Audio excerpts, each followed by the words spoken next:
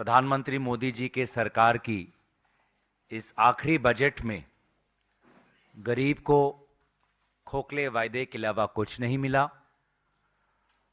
मध्यम वर्ग, उनका तो नाम भी आजकल प्रधानमंत्री और वित्त मंत्री अपने बजट स्पीच में लेना बंद कर चुके हैं।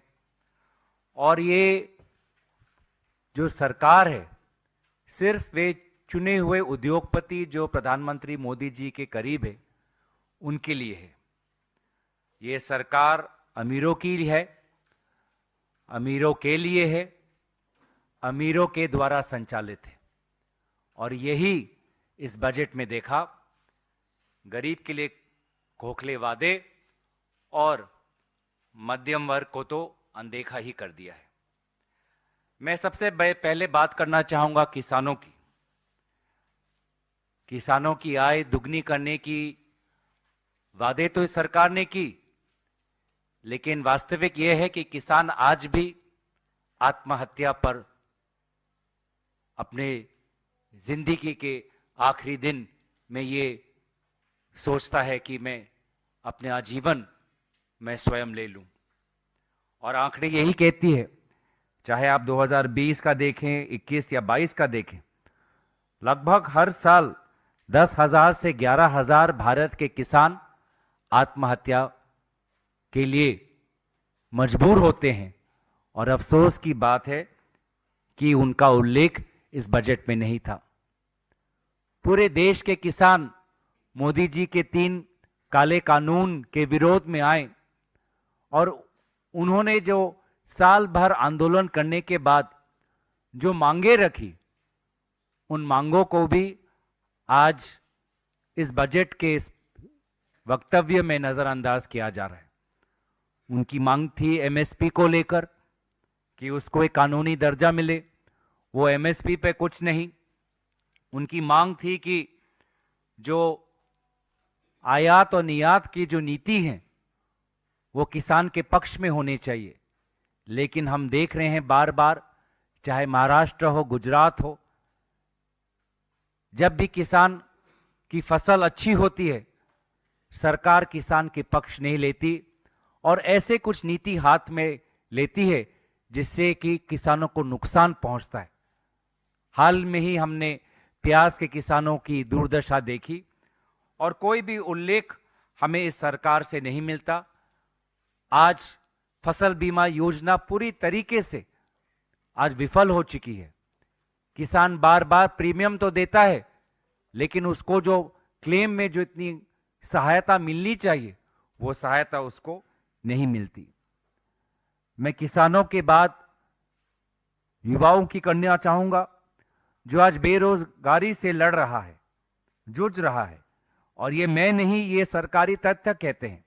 चाहे आप पीरियोडिक लेबर फोर्स सर्वे का डाटा पकड़े जुलाई 2022 से जून 2023 तक, या स्टेट ऑफ वर्किंग इंडिया का रिपोर्ट 2023 पकड़े, आज जो 15 से 19 साल के बीच में जो युवा है भारत में, उनमें से 10% युवा आज बेरोजगार है। और चिंता की बात यह है कि उच्च शिक्षा पाने के पश्चात भी अगर हम तथ्य देखें, जो 25 वर्ष के आयु में हमें दिखाई देता है, जो ग्रेजुएट्स हैं, उनमें भी बेरोजगारी की समस्या बहुत ही संवेदनशील है और लगभग 40%, 42.3% बेरोजगार ग्रेजुएट आज ये भारत की वास्तविक स्थिति है।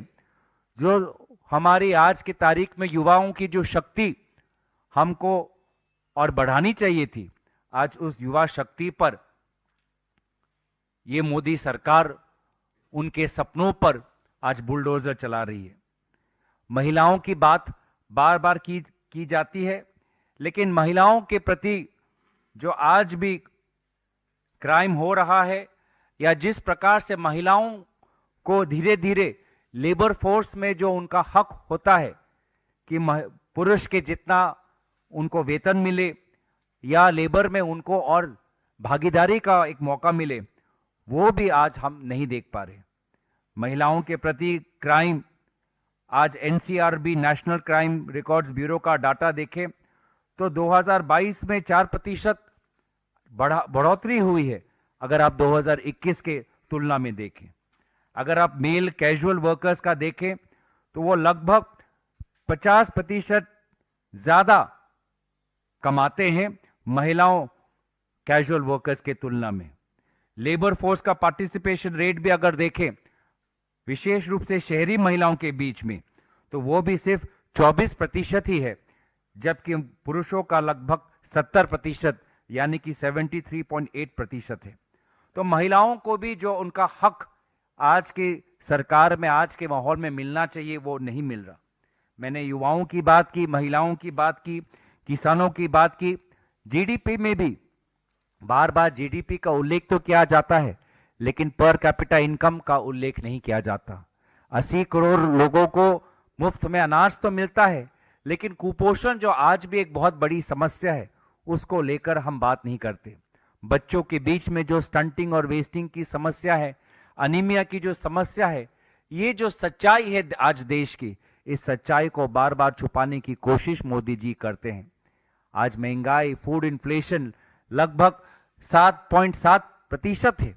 ये हमारे भारत के लोगों के लिए बहुत ही मुसीबत और बहुत ही मुश्किल है, लेकिन महंगाई से जो राहत आज देश को मिलनी चाहिए वो राहत मोदी जी नहीं दे पा रहे।